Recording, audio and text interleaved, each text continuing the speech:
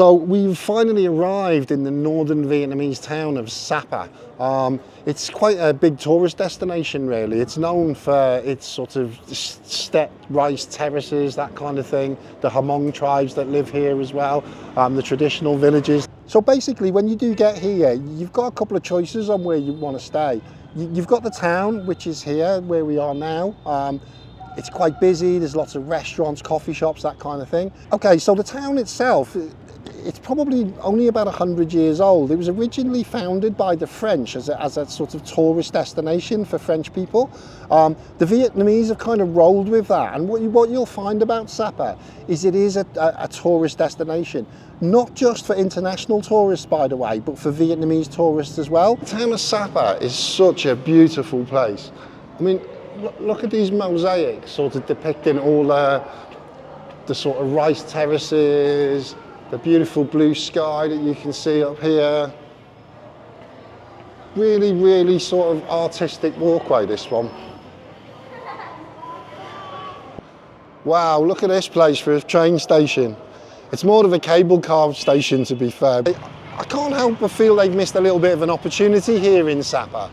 I mean, the real important things like the stone monuments that mean stuff, the nice little woodlands that I can see to my left here, it's kind of just overwrought with all the neon lights everywhere. It's not really necessary, if I'm honest with you.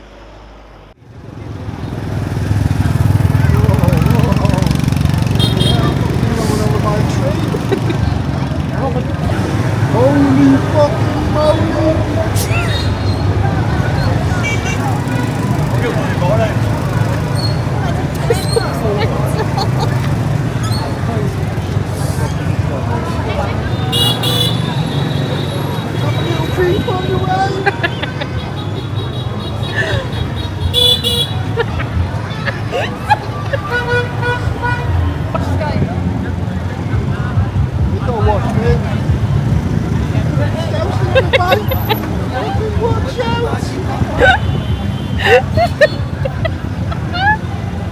Okay, so we're going to have Vietnamese barbecue tonight, I think. Do you want to get your basket and pick some goods? Yeah. Well, basically, you just pick your own stuff, you put it in a bowl, she half cooks it on the barbecue for you, and then you get like a little barbecue of your own on the table, and you finish it off. Tofu. Is that the right one? Yeah. Cheesy tofu. Do you want a frog? I'll pass on the frog. What about one of these little No. mini velociraptors? So this is our offerings for today. They give this to you. Okay. Okay, the way this works is you get a massive big basket of food like that. We have got some corn, but she's got it on the bigger barbecue at the moment. And then you kind of just like stick it on your own barbecue at your own pace and cook it up. This thing here, I didn't mention earlier, but this is bamboo rice. So it's like sticky rice. You stuff it into a piece of bamboo and it gives it like a nice woody kind of flavour. It comes with a little pot to dip it in of like homemade, and this is really good, barbecue sauce, and oh shit, this is really spicy, homemade chili sauce. Good knee. Whoa, on fire, whoa! Okay.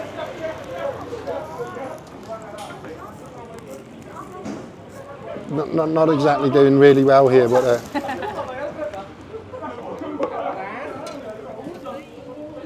You need the scissors as well. we might need to call the fire brigade shortly. But, yeah, obviously you've got to be a little bit careful with the raw meat and the things and stuff, but because it's really hot, you can like sterilise everything yourself, if that makes sense. So I don't mind using the tongs, but what I will do is I'll just leave them on there so they're like sterilised, so if I'm taking stuff off, it's not got raw meat on it and stuff like that. You've got to be a little bit careful. You don't want to get sick, you know. But yeah, it's delicious. but you've also got the valley, which is a little bit more natural. Lots of guest houses out there, etc., but it's got a much more natural scenery to it. I mean, one of the things it is known for is it's known for its nature. If you see pictures of Sapa on the internet, what you will see is you'll see like rice terraces, maybe mirrored with water, with the sky beaming down, lots of sort of stepped valleys, etc. It's really, really beautiful, natural place. But I will tell you, this is a tale of like two completely different parts of Sapa. When you come into the town itself, where it's been built for tourism, the Vietnamese do this quite often. If I'm really honest with you, I find some of it a little bit tacky. It's my personal preference. I'm not really into like all the neon lights everywhere, the banging music, you know, the big plastic false hands in the valleys that you can go and get your Instagram pictures. I think somewhere around here there's a plastic leaning tower of Pisa and a plastic Mount Rushmore and hearts and swans everywhere and love hearts that you can take pictures of. It's strange really, because I don't think this city needs any of that. The natural beauty here is so beautiful that I find it a bit distracting. I don't want a giant big red love heart in my photograph. I'd much rather photograph the mountains and the clouds and the valleys and the rivers and all that kind of stuff. But it is my personal thing, and I do know the Vietnamese do love that kind of thing. They love themes. So when I say it's a tale of two cities, get yourself out of the town and you will see the most glorious landscapes that you can possibly imagine. I mean, we always love driving around on a moped. I find that the most best adventurous way to visit Vietnam, if I'm completely honest with you.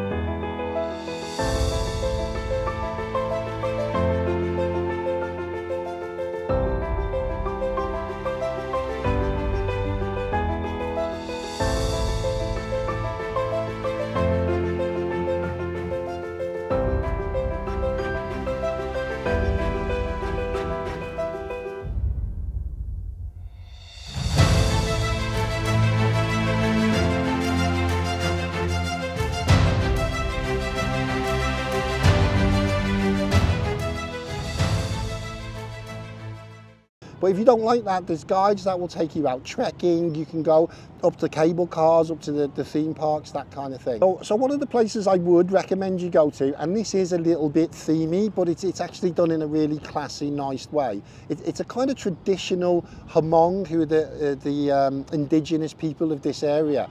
It's one of their villages that's been kind of turned into a tourist village. Hey, so here we are in Cat Cat Village. What a wonderful day we've chosen to come to this place today. Just look around, look at the backdrop around here. It's absolutely amazing place. I mean, these water wheels here, they are just props these days, but they do give it a really, really nice feel, like an authentic feel as you're sort of walking around, watching them spin in the wind, that kind of thing. It's early spring as well, so you've got all the flowers coming up in bloom. It's actually named after a waterfall. It was a waterfall that the French named, and the village itself has got all these pretty little bridges that go over the creek. It's got the clay huts, all that traditional sort of Hmong housing. It's well worth a visit if you're down this way. I would definitely come and see this place, but just be aware that it is a tourist village. What you will find here is they hire out the traditional costumes. So there's a lot of photographers, a lot of photo opportunities, that kind of thing around the village. Okay, so the price for Cat Cat Village, it's 150,000 dong to actually get into the village. Which on first thought, I thought that was quite expensive, because this is Vietnam. Everything's really cheap in Vietnam. 150,000 dong is like £5, which seemed quite expensive to get into the village. But when I got in the village, I'll be really honest with you, it's so well manicured and so well put together that it's worth 150,000 dong to get in there. So it's worth paying to go into that village. It's a little bit of a sad tale, if you like, about the Hmong people, because their culture looks really, really beautiful. They're very colourful, but I think where the town itself has attracted a lot of not just international tourists, but Vietnamese tourists as well, I think they may have lost a little bit of their way in their natural ways of living. What you will find in Sapa an awful lot, and I do need to mention this to you, is you'll find that the Hmong people themselves are highly skilled salespeople, and they're highly skilled at targeting tourists in every possible manner that you can imagine. You will be harassed here by them. They will constantly try to sell you bags, purses, key rings, and one of the sadder aspects of this is they kind of adapted themselves where they will use their children in order to do that as well. Look, it's not for me to judge. You know, when I was a child, I worked myself and it didn't do me no harm, but when I watch it happen here, the children don't look that happy. If I'm really honest with you, there are moments when it reminds me of like Oliver Twist and Fagin. The kids are being shouted at, they're told to sort of dance on the spot with begging bowls. You can see that the mums and stuff are sat around and they're getting the kids to go into the restaurants and sell souvenirs and beg for money from the tourists and that kind of thing. It's not a good look if I'm honest with you, and I can only think that their indigenous ways, if you like, has been a little bit corrupted by the level of tourism that's come into their town. So it's not a judgment by me. I just make you aware. You will have vans generally around this area in the centre that will be on loudspeaker, and they will ask you not to give money to the children, because often the children are being used to collect money from you, and often it does look like it's against their will, if I'm honest with you. We might have our own children dance around in the street, that kind of thing, and we're really proud of it. We might post it on Facebook, but the children kind of enjoy it. You can see here that they're kind of doing it, and they're doing it for hours of the day, and any money that they raise from and some of them are like 3-4 years old, is going directly to their parents, and their parents are using that money for whatever they choose to use it. So, like I said, I don't want to make judgments about other cultures, but that is the way it is, and you need to be aware of it. What I would say to you, if you feel you have to give them something, I would not give them money. I would not encourage that. Give them some sweets, give them some of your food, whatever it may be. They might not even appreciate that, to be honest with you, because they do want your money. But yeah, I make a point of not giving money to children that are being used in that way. So another journey that I will recommend to you is the journey to Lai Chau Town. I think that's how you pronounce it. And you go along this mountain pass called Oak Ho Pass. Look, I might get the pronunciation wrong, forgive me, I'm English, I struggle with some of the words here. It is a really beautiful journey to go on. If you can hire yourself a moped and you can go on that journey, I would highly recommend it. That journey will take you past what's known as Fancy Pan Mountain in the cable car ride. I mean, behind me here is where you'll get the monorail. You've probably seen that in a lot of Instagram pictures. It's a little red train that goes through the valley. It takes you up to the start of the cable cars. The cable cars will then take you up to Fancy Pan Mountain, which once again is a little bit themey for me. Lots of hands overlooking the mountains where you can take, your Instagram pictures, lots of kind of plastic statues, that kind of stuff. Look, sometimes they look good on photos, but I like the natural world, and I would rather get rid of all of that and just enjoy the natural scenery. But it's entirely up to you if you want to go up there. So when you go on this road, you will go past that cable car station, where you can park your moped, you can go up on the cable car. I will tell you that will cost you anyway. If you get the train from here to the cable car station, I think it's running at about 650 to 700,000 dong to do that trip, which is maybe 35 pounds, okay, in English pounds. Once again, that road to the town will take you past what they call the Glass Bridge. It's a 2,000 metre high bridge, and it's completely made of glass. You may have seen this one on Instagram as well. You walk along and you're looking down, you get all that vertigo effect, that kind of thing. Once again, that is quite expensive for Vietnam. That's going to cost you 500,000 dong to do that particular journey, which is maybe another 25 pounds, that kind of thing. But that's your choice. The journey itself will cost you nothing. If you want to go along the pass, you want to drive through them mountains, you want to see the scenery and go to the town, cost you nothing, cost you the rental of a bike, maybe 100, 150 dong and whatever fuel you put in. But I'll highly recommend it. Also, when you get to that town, you'll find everything becomes about 50% cheaper than in a tourist town. But you'll find that all over Vietnam. It doesn't matter where you go. If you go to a tourist place, just like in England, I suppose, you go to a tourist place in England, they're going to charge you more for stuff if they've got a captive audience. If you go outside of that to the small villages and towns, then you won't have to sort of pay them prices. Where we are right now, it's kind of like a little bit like an amphitheatre. You've got a stage up here with concrete seating all around. This is where they host what's known as the Love Market on a Saturday night. It's not quite the same as a cattle market that you might know back in the 90s. It's not quite that bad. It's a traditional event originally, and it used to be held like somewhere in the woods. It's kind of been brought here as a tourist attraction.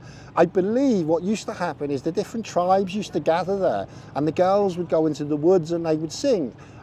And you would pick a sort of a partner or someone that you'd like to date based on the person singing and how much you like their singing. Quite romantic, really. I'm not quite sure it's the same on a Saturday night here, but it does get really, really busy. Okay, so that kind of sums up really our trip to Sapa in Vietnam. And once again, I'll ask you the usual question. If you found any of the information that I've given you here, or you want me to answer any questions that you've got about this area, that kind of thing, feel free to ask me any questions in the comments. I'll do my best to get back to you. All I'm going to ask you to do is, if you can, give us a follow. It's just me and my daughter traveling around the world at the moment, making these videos, hopefully to give you some information that you found useful on your trip. So we'll see you next time. Thank you.